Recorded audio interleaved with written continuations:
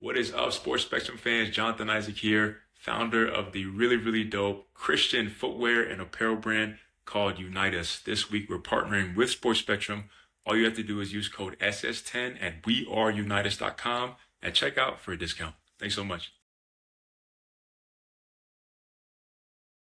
Well, it's great to be here at Super Bowl 59 on Radio Row with Danny Wuerffel, the Heisman Trophy winner. Hi, Danny. Hey, man. It's good to be with you. Thanks. Good to have you on. Last time we talked to you, I think it was during COVID, and we jumped on a Zoom and did an interview with Sports Spectrum. It had been a while. I think you've been on either on the cover or a part of the Sports Spectrum magazine going back into the 90s. So here we are. Wow. Many years later. You and I are the same age. Yeah. So it is what it is, my friend, as we're now entering into our 50s. But it's good to have you here. How are you feeling at the Super Bowl being in New Orleans? I know this place is very special to you. Yeah, this New Orleans brings back so many memories. I lived here for many years. Won the national title here as a Gator in the Sugar Bowl. Played for the Saints here. Lived and went through Hurricane Katrina here.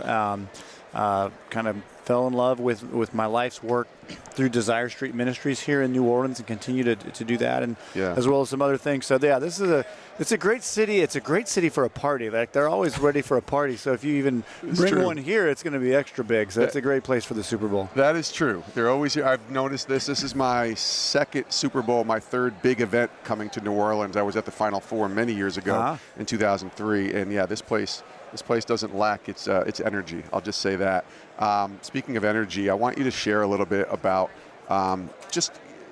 and this isn't really the right word when we're talking about Jesus here, but just kind of the quick version of your testimony in Christ. I know you shared it last time, but we have so many new listeners and new people that tune into Sports Spectrum. Just kind of share about the Lord and His importance in your life. I think there's just a lot of different ways that God brings people in, and there's different types of stories. Mine, I love the illustration. I feel like a turtle that was sitting on top of a telephone pole. It's like, I don't know how I got there.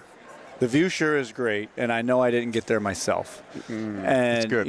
I grew up in a wonderful family. My father was a pastor in the Air Force, a chaplain, and a lot of history in our family. In fact, we have relatives named Luther from Germany. Oh, wow. Strong Lutheran heritage, both sides. But I think for me, at some of the key moments, one was in college. I really think I kind of equated being a good kid or a good person with being a good Christian, and kind of recognizing that's a great goal in life, but that's not the same thing. Sure.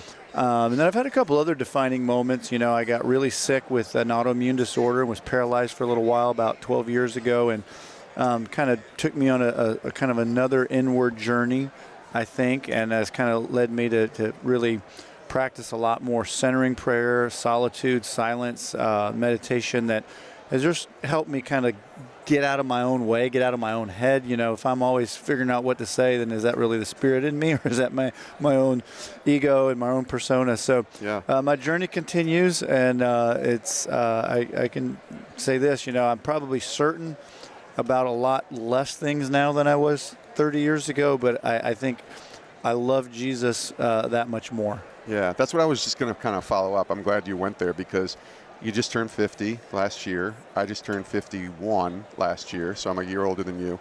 But I feel like as I've gotten older into my 50s, the perspective on who Jesus is, obviously we're getting closer. We're in the second half of this life, unless we somehow live to be 103 or something like that, Danny. But my perspective on Jesus, I feel like has changed, and there's this view of him that's much different from when I was 26 and I first invited him into my life. How has that been for you? Just kind of your view and your approach, and just who Christ is in the life of Danny Wuerffel, the 50-year-old Danny Wuerffel that I'm talking to right now. I think, there's a great prayer a lot of people know, the serenity prayer. Give me the serenity to accept what I can't control, the courage to change the things I can, and the wisdom to know the difference. I'd say the first part of my life was more about like the courage that I got through my faith to make a difference in the world. Yeah. It was like, let's go tackle the world, and we can change the world. And I think as I've gotten older, you really kind of being forced in many cases, and then sometimes choosing to really lean into faith in the second part of that, which of course in the prayer is the first, is the serenity to accept the things you can't control, just sort of accepting life as it is and being at peace regardless of what's happening. You know, I'm still motivated to make a difference and working towards that diligently, but also just having a bigger space to accept what's happening and to have more peace in different situations. I wonder, going backwards a little bit, because you talked about the importance of New Orleans and Katrina. Katrina hit you hard where you were. And there's a story that one of the nice PR ladies was telling me about something that happened in Katrina and just what that experience was like, and even taking away people and helping them. Can you just share real quickly what happened during that time and just kind of what maybe even what the Lord showed you during those years? Those were, you know, what's that, 18, 19, almost 20 years now, right? Almost 20. I'm telling you, we could probably talk for a couple hours on Katrina. You know, it was, at first it was just, it's going to be a storm. We got to get away and come back. And then all of a sudden it was like, wait a minute, this is big. And then it was like, we're looking at pictures online of our house underwater. And then it was like, wait a minute, where is everybody that we loved? And in the 9th Ward, and the mayor was saying tens of thousands of people perhaps had died. And, you know, so one of those memories for me was, you know, at the same time that we learned that we lost everything we owned, we were also wrestling with, were all these other people alive? And if we could get in touch with people, they didn't know if their family was alive. And so I had lost everything I had, but I had my wife and my son with me. And I was like, you know what, I lost everything I had, but I still had everything that really mattered, that I really needed. And I think, you know, we teach our kids, you know, the difference between something that they want and something that they need. And, you know, I really need a new pair of shoes, and I need this. I need McDonald's, right? Whatever. You really don't need it. And I think in America, we're like probably more than any other culture, time, history in the space, like we want so many things that we get all the time. So the wants and the needs, and just, you know, what matters. We lost everything we had, and you know, and yet we were fine.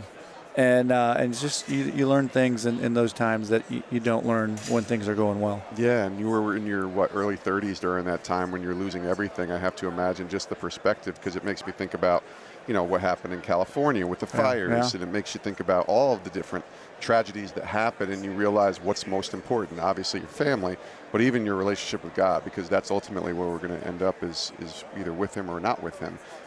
So Danny Wuerffel's here on Sports Spectrum here with us. He's here on behalf of Huddle for Health and IS Nation. I want you to talk about that, and I know it's part of your foundation as well. So share with us a little bit about what you're doing here.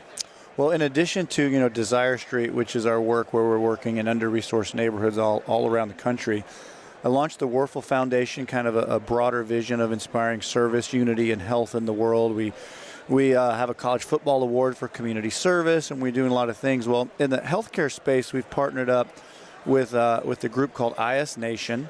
And so think of IS Nation as like it's an online platform. It's an app. You can download it from the iOS store, but it's actually like where you want your kids to go.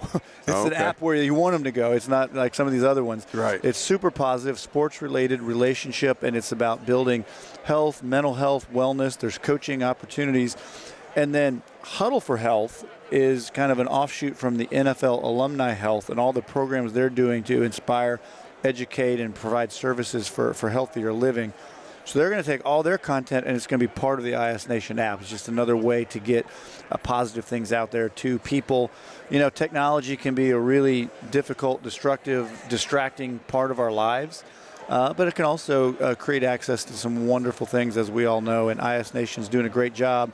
Huddle for Health is doing a great job, so that's why the Wuerffel Foundation has partnered up with them. Yeah, that's great. I know if you're behind it, it's something we all can get behind, especially just the way sports is viewed today. Like you could call it the idolatry of sports, if you want to call it that, and how much kids just love it. We have I don't know if you know what Upward Basketball is, but our little Upward Basketball program at our church in Connecticut, and these kids are just obsessed with basketball and sports, and what a way to be able to provide them some positive tools and actually show them, hey, you know, let's harness this in the right way and not get caught up in the wrong way, which a lot of people can do in sports. I've been shocked to hear about the elevated levels of depression, suicide, all the things you think of even amongst young athletes. So this is a way to sort of combat that, to develop thriving, healthy young people in communities, and, you know, we all could do a little better on that front. A couple more questions with Danny Wuerffel here on Sports Spectrum. You mentioned young people. I just want to get your take on sort of the state of particularly college football. I think we see it in the NFL too. and how vocal and open and bold they've been recently. So many players, thinking of Ohio State, obviously, about Jesus and about their faith. I mean, as somebody who was pretty vocal and open, I mean, you weren't like pushing it out there in the 90s when you were playing and when you were coming up into the NFL, but you never were ashamed of it. I mean, you were very, I would say, just intentional about who you were as a follower of Jesus. What's your take on what you see today with these young people, particularly in college, but in the NFL too, just being so bold and open about their faith? Well, I think it's refreshing. I think it's interesting to note that the top two teams in the college football championship game both were all very, I wouldn't just say outspoken about their faith, but they had been impacted by their faith. Their faith affected them throughout the year. Yes. And, it's no surprise that if part of your belief structure is life's not about you, if you don't live for a bigger purpose, those are the type of things that also tend to create good camaraderie and good football teams. So I'm not surprised to see that, very much encouraged by it. I do think we also have to be careful around, the celebrityism of athletes. And, I remember, once I shared one time that I was a Christian, I got a chance to go speak at a banquet, and I didn't know what the heck I was talking about, but I got platformed. And so I think we got to be careful not to let our celebrities be our heroes either, that Jesus is our hero. And so I think as long as we can have things like Sports Spectrum and others that can help that balance, it can be an awesome thing. Yeah, I remember we talked to Benjamin Watson right after or right before the Ohio State-Notre Dame game, and he was saying the exact same thing. Like, we have to be careful that this 21-year-old kid, and keep in mind they're 21, as you and I are not 21 anymore, are being invited to speak at churches and answer questions or talk about Jesus. And that's not saying that's bad. Listen, talk about Jesus, but there has to become, what's the sanctification process, right? The maturity level in your faith, not just from an age perspective. And I think some of those guys really, truly were. But you're right. We do have to be very mindful and careful, not just who we platform, but remembering that some of these people are still young kids. I don't know how old your kids are, but my daughter's 20 years old. Yeah. And I just think about, she's still a kid to me.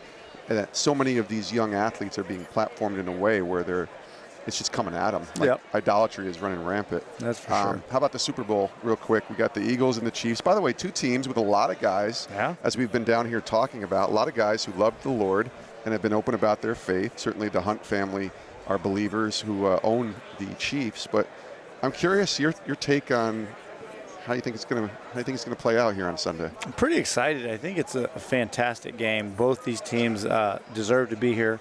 They're both fantastic teams, and probably comes down to who has the ball last. And if I'm Philadelphia, I would make my entire game plan to score as the clock runs out. Because if there's 3 seconds left, I would not want Patrick Mahomes to touch the ball. He just has a knack for making heroic plays in magical moments. And so, I think I'm going to be rooting for the Eagles, just to have something different. But I also wouldn't bet against the Chiefs. So I completely agree. Here's my take on it. I think if the Eagles win, they have to win by more than 10 points because the Chiefs are 17-0 in their last 17 games in one-score games. So if it's close, if it's under 7 or 8 points, the Chiefs have not lost their last 17. So I feel like the Eagles are going to win as well. I'm with you. But I feel like they have to win by 10 because if it's under a score, the Chiefs, like you said, are going to figure it out. That's a great take. In fact, if I could go back through all of Radio Row, I'd steal that and share that everywhere I went. If you do any more interviews this week, good. steal it. I'm flying home to be home for dinner. That was my promise to my wife. That's good. Well, Danny Wuerffel, we appreciate you again on behalf of Huddle for Health and the IS Nation. Your work is great. We love your bold stance, obviously, for the Lord and all that you've accomplished. Congratulations, obviously. And thanks for coming back on Sports Spectrum. Take care. God bless you. You got it.